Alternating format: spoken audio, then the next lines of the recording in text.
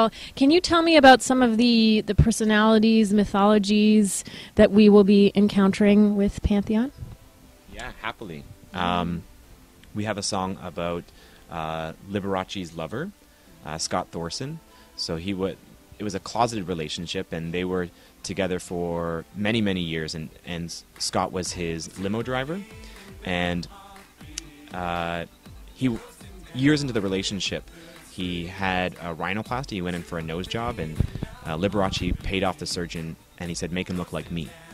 So that's one of the stories. We also have a song about Robert Rauschenberg and Jasper Johns, who were closeted pop artists in the 1960s that rose to fame, and they had an 8-year love affair, so they're also featured.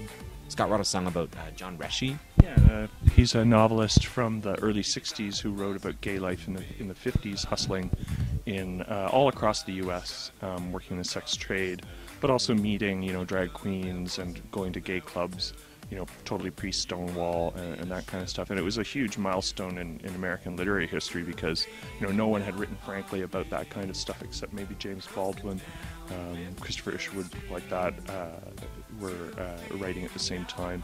But it was a big break in terms of class, basically talking about working class queers pre-Stonewall and making that kind of front and center in America in terms of the literary scene.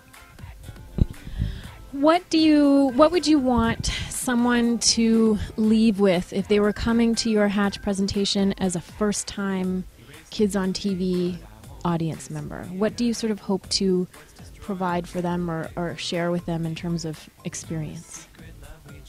I'd love for people to leave with a curiosity to find out more, to hear more about the stories and the figures, or to want to hear the songs again, or we're making so many videos to check the videos out online and get deeper into the stories. I think that's what I'd really like people to do. Leading up to our residency on May 1st, there'll be a new single and video coming out, and it's called Bobby, and it's featuring Diamond Rings and Snacks, who's a Berlin artist.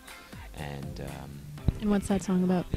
That song is about as I mentioned before, the closeted love affair between Robert Rauschenberg and Jasper Johns. And it's kind of this 1960s art world gossip, where they had these, they were becoming more and more successful in the art world, and at a time Andy Warhol wanted to hang out with them, but they didn't want to hang out with Andy Warhol out of fear that it would out them and maybe damage their newfound success. And so it just kind of explores that secret love affair. What have you found has been the reaction over the years to having that type of source material for your work in terms of gay history and personalities and stuff like that? How do you find that affects your relationship with your audience? Well, it means that there's a variety of ways to take the work up. Like, some people take it up academically and write about us, in their theses and things like that. So it can be as extreme as going all the way over in that direction to, basically a raw kind of immediate performance situation where things fall apart on stage and things are it's just bedlam, basically. So people kind of experience that much more immediately than scribbling at home on their PhD theses. And did you know immediately when you sort of began working as a band that this is what you wanted the focus of your work to be? No. Yes and no. I mean, yes and no.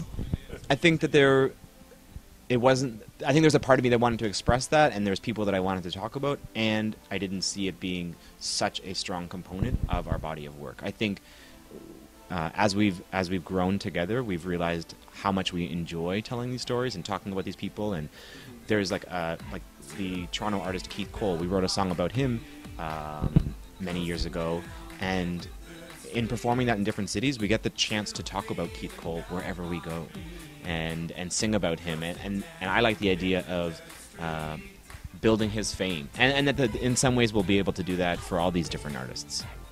To answer your question as well, we kind of notice the pattern when we look back on our previous work. So John's no is in a sense correct, because at the beginning we were just doing stuff. After a few years, we realized, wow, we certainly focus a lot on queer history, and there's a lot of stuff about the fact.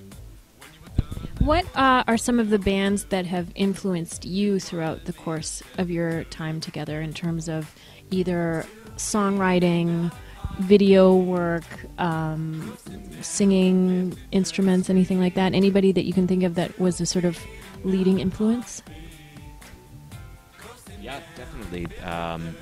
Artists like The Gossip and Lay George Leningrad, but also visual artist Sherry Boyle, A.A. Bronson, General Idea, Fifth Column. Costume artists, like people like Leigh Bowery and kind of people who've involved themselves in performance, but not necessarily music. I mean, he happened to be in a band, but you know, the costumes he created are like a big inspiration for us as well. I mean, there's similar people as well.